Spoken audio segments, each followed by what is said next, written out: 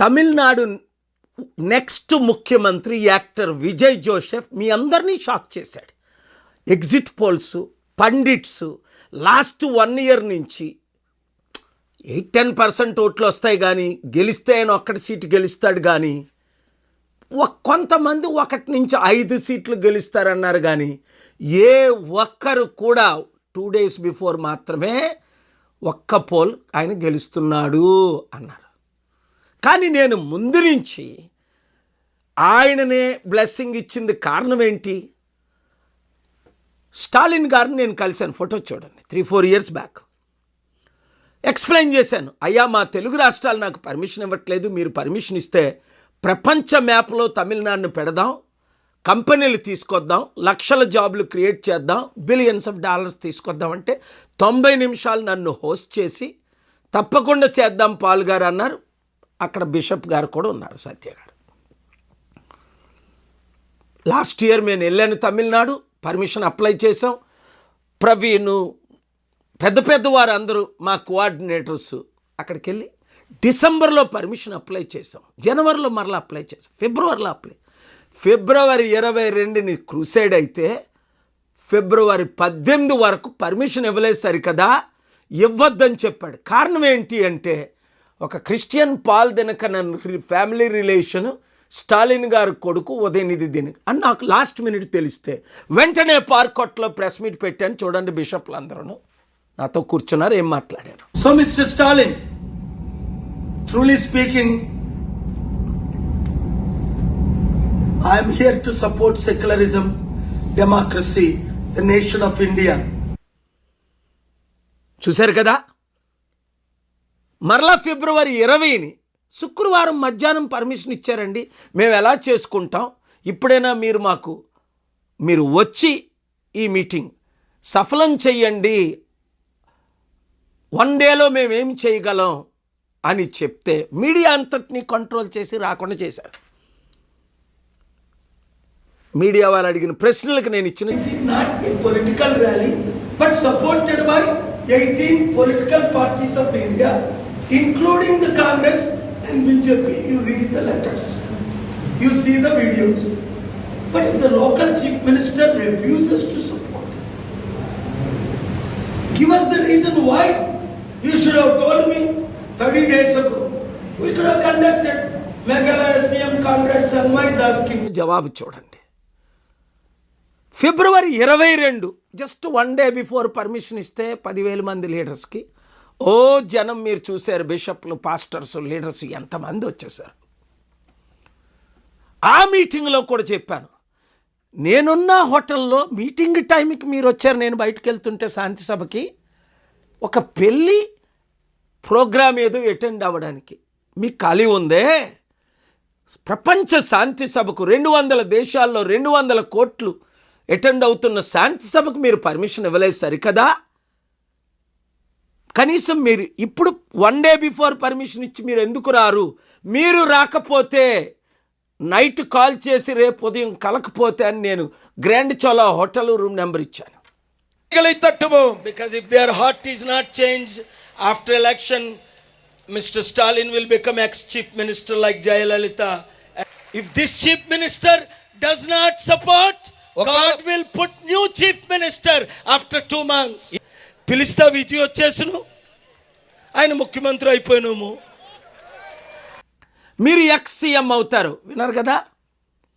అప్పుడు నేను అంటూ విజయ్ని పిలిచినా బాగున్ను, ఆయన సీఎం అయిపోయినేమో అన్నా. వెంటనే విజయ్ క్లోజ్ ఫ్రెండ్ గారు కాల్ చేసి నన్ను వచ్చి కలిసి మాట్లాడి మా ఇద్దరిని కలిపారు. అప్పుడు నేను వచ్చి క్యాంపెయిన్ చేస్తానని తమిళనాడు కూడా వెళ్ళి మా లీడర్స్ అందరికీ చెప్పాను. మనల దగ్గరికి వచ్చిన వాళ్ళు అందరూ అన్నారు, లేదు ఆయన గెలవడాన్ని మీరు ట్రై చేయకండి, లేదు మీరు శపించిన వాళ్ళు నేను శపిస్తా, మీరు దీవించిన వాళ్ళు దేవుడు దీవిస్తాను అన్నాడు. అదే జరిగింది రాజశేఖర రెడ్డి గారి టైంలో 2009లో మన చారిటీ సీట్లు దోచుకునేటప్పుడు భూమి మీద లేకుండా దేవుడు చేసేసాడు. మరలా ఇప్పుడు ముఖ్యమంత్రులు 2024 జగన్మోహన్ రెడ్డి నన్ను కలవనందుకు మాజీ ముఖ్యమంత్రి అవుతాను జనవరి 9 మీడియా అందరి సమక్షంలో ఆయన్ని కలవడానికి వెళ్ళినప్పుడు నేను చెప్పాను. విజయసాయి రెడ్డి వచ్చి నాకు చెప్పినప్పుడు జూన్లో ఆయన మాజీ ముఖ్యమంత్రి అయ్యాడు. ఇప్పుడేంటి దేవుడు ఫైనల్ వార్నింగ్ ఇస్తున్నాడు మన ముఖ్యమంత్రులకి. తెలుగు ముఖ్యమంత్రులారా వినండి. నా సొసైటీని టీఏపీపీసీ నా చారిటీల్ని నా దగ్గర నుండి తీసుకొని వెళ్ళి ఎవరికో ఇచ్చేయడానికి మీరు ప్రయత్నిస్తున్నారే, దేవుని ఉగ్రత ఆయన మీద వచ్చినట్టు భూమి మీద నుంచైనా మీరు ఉండరు, లేదా మీ పొలిటికల్ పార్టీ సర్వనాశనం అయిపోద్ది, గుండాగైనా చేస్తారు. నాతో పెట్టుకోకండి. పెట్టుకున్న వాళ్ళు ప్రపంచంలో ఒక్కడ మిగరలేదు. ఎందుకు? దేవుని కొరకు, సత్యం కొరకు, ప్రజల కొరకు, శాంతి కొరకు రాత్రి పగలు కష్టపడుతున్నాను మీ కొరకు. అప్పుడు మీరు నోబెల్ పీస్ ప్రైజ్ నాకు ఇవ్వాలి, భారతరత్న ఇవ్వాలని అప్పుడు మీరే కదా, మీ పార్టీలే కదా నాకు లెటర్లు రాశారు. మరి ఇప్పుడేంటి?